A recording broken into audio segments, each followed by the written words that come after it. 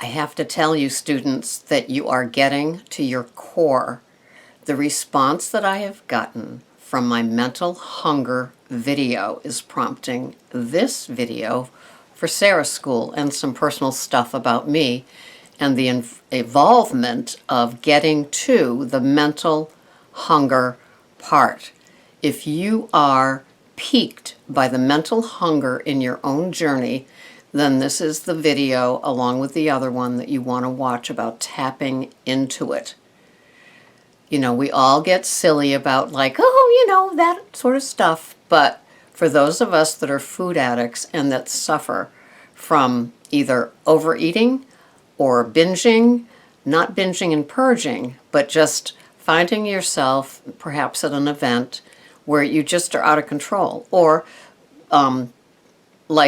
some people with a bowl of popcorn, their full button just, takes a day off. Those sort of issues where it is mindless filling up. Sometimes it's avoiding emotions. Sometimes it's just filling a need for more, which is what is the difference between somebody that eats too much and somebody with a food addiction. So I am somebody with a food addiction, and the connection between mental hunger and mindless eating. I'm 65, and from probably 8 or 9 years old to now, I have been a card-carrying food addiction person. In my mid-20s, so we're talking 1974, 75, I found myself going into the basement of a bank because there was an Overeaters Anonymous meeting there. And I knew I was not like the others. I knew that there was something different about the way that I ate, the void I was filling, that black hole that could never get full.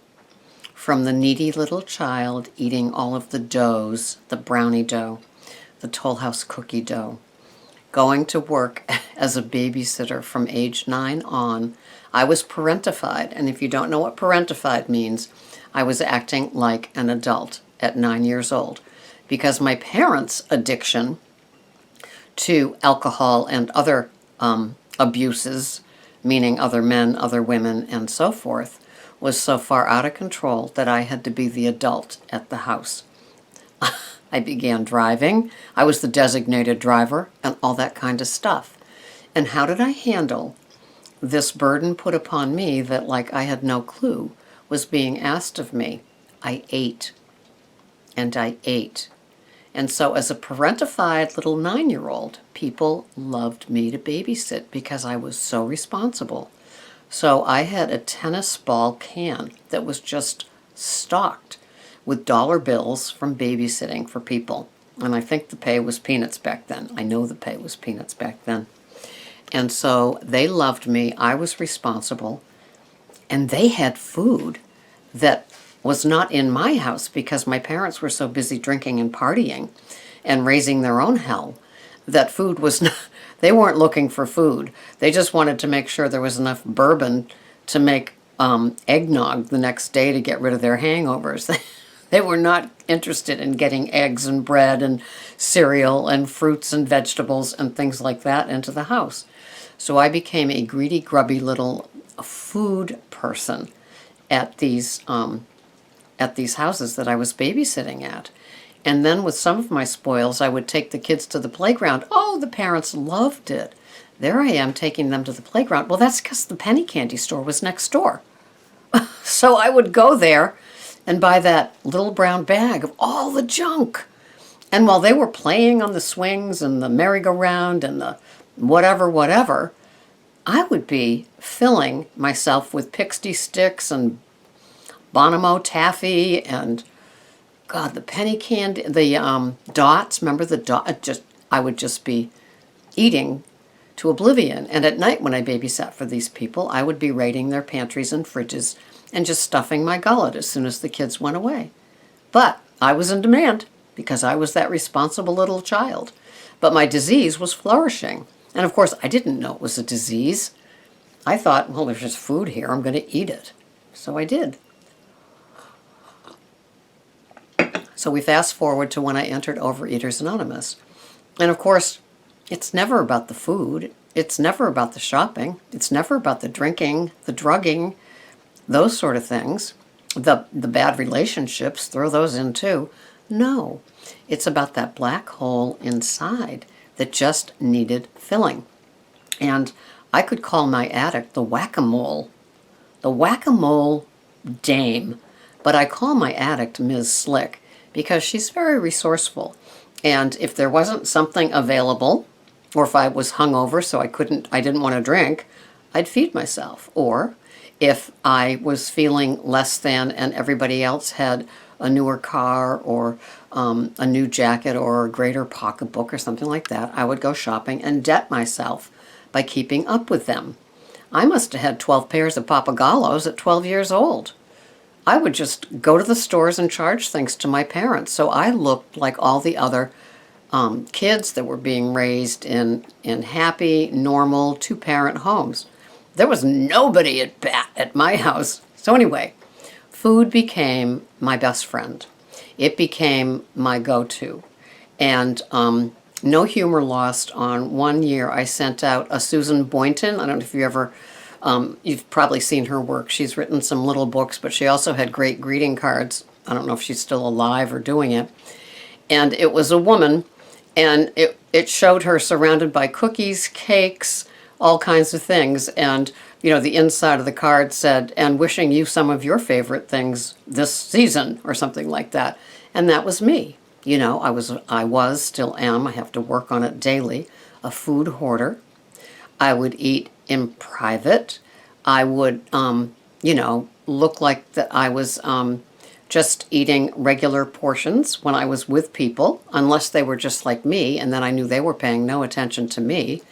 But if I felt there were some hawk eyes on me, I would pose as a normal person. Same thing with my drinking. If I went out with these school teachers that I used to go out with, and they would have one glass of wine, that's what I'd do. But as soon as I got home, or as soon as they left, I'd sally forth to the bar and finish up what I hadn't finished, getting loaded. Because now I was full, so now I needed to work horrible.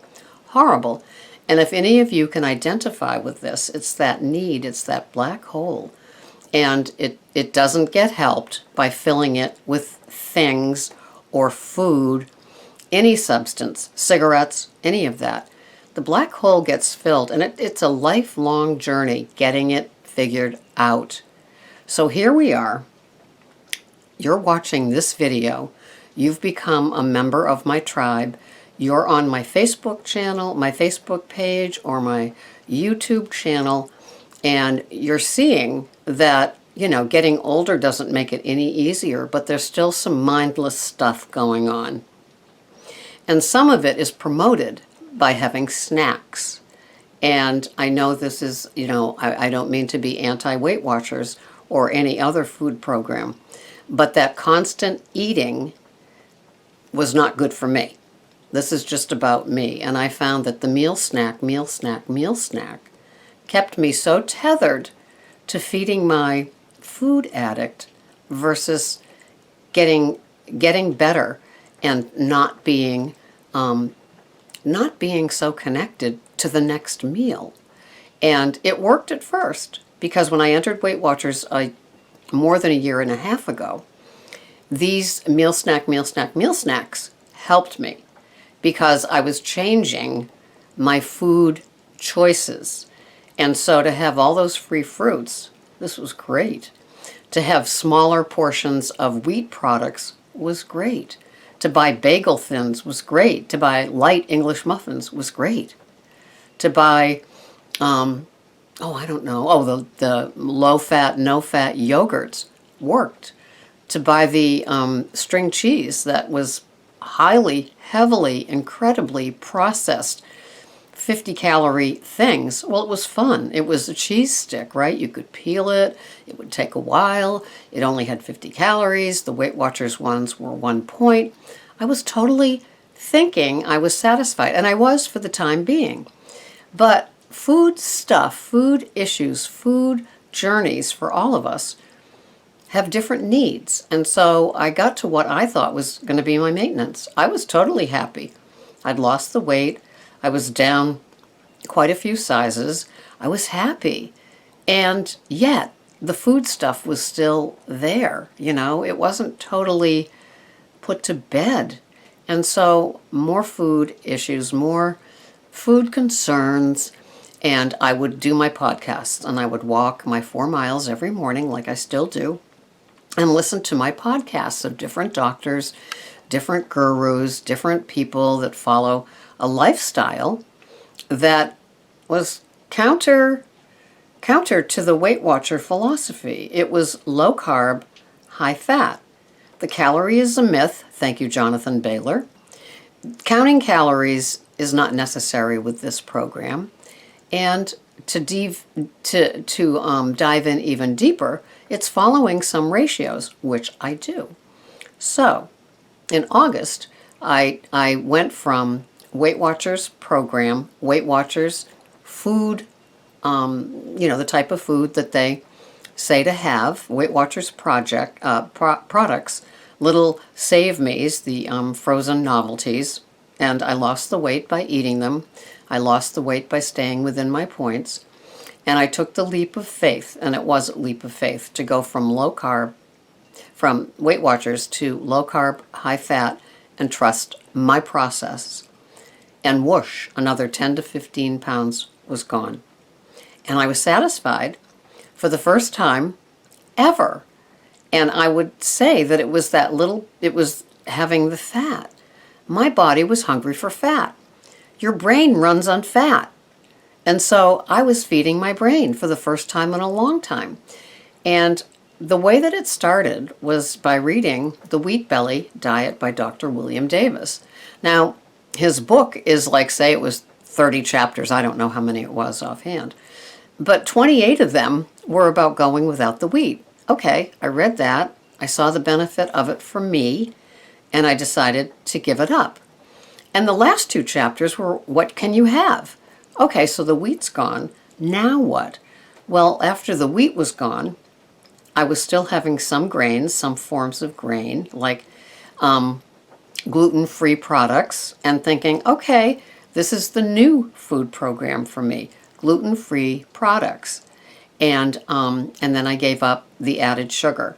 And so I was only having, and I am only having, full-fat dairy and Greek yogurt. So the only sugars I'm getting now are naturally occurring in fruits and dairy products. They are not, I'm not adding sugar. I switched to Xyla, Xyla, which is the name brand of xylitol. Some xylitols, there's different brands. And it has saved me. And I went from 1 tablespoon in my coffee to a half a tablespoon. And it doesn't spike your blood sugar, and a lot of good benefits. But that's not the point of this video. So I now was feeling satisfied with the fat in my food plan. I wasn't counting points anymore. I was kind of rogue. I wasn't tracking, but I had the mental head thing about I was eating, excuse me, kind of like I did with Weight Watchers in the beginning. I found a recipe, meaning the meal snack that worked for me every day, and I just kind of repeated it. The only difference really was at the end of the day, the 3 ounces of an animal protein, steak or chicken or pork, was the only change up, really. It was just the same breakfast, lunch, dinner, snack.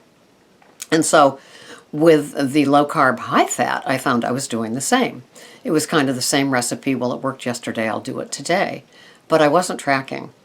And so I then decided to go to the Lose It app, which is free. But it wasn't showing me my ratios of fat, carbs, and sugar, and protein. Carbs, sugar has a slash in it.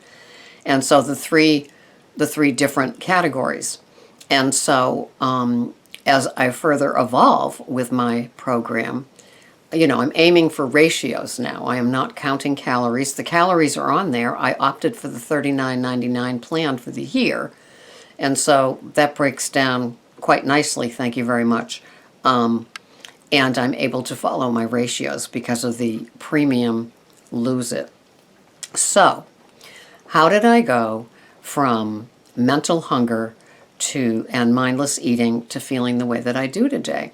It's a very slow, learn as you go process. And so many of you commented on that in my mental hunger video in the comments below about, wow, that's a kick in the ass that I needed. And it's so true. And it's so deep. So if you got that, if you read that, listened to it, and then listened to it again and began to see that the mental hunger, the mindless eating, is so key. It's not about what's in your tracker and your cupboards. It's how you eat what's on your tracker and in your cupboards. It's how you treat food. And so if you're doing, for me, mindless eating was and would be standing up, on the fly, stress eating, not following my tracker because I'm stressed, so I deserve this, thinking that I could have a pound of celery after dinner because I need to do mindless eating still. The issue is why, not what.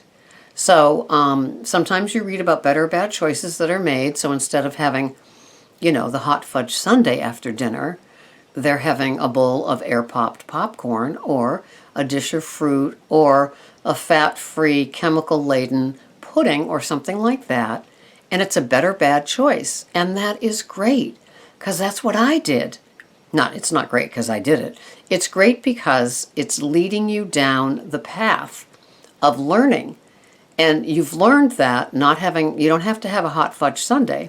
You can do a substitute, which is what Weight Watchers is really good about.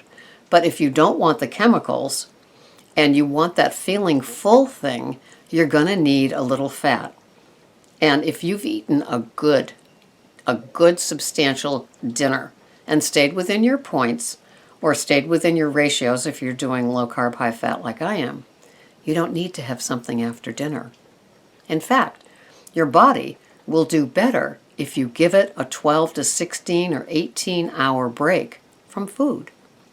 You can still have things like I have my bulletproof coffee, or I'll have, now I'm including, broth in my wait until I eat.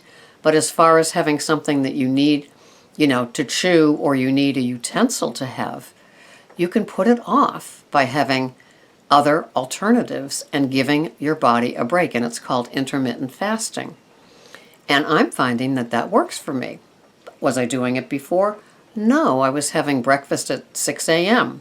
It was a high-fat, low-carb breakfast, like 2 eggs and bacon. It was that sort of thing. And now that would be, for me, after 11 a.m.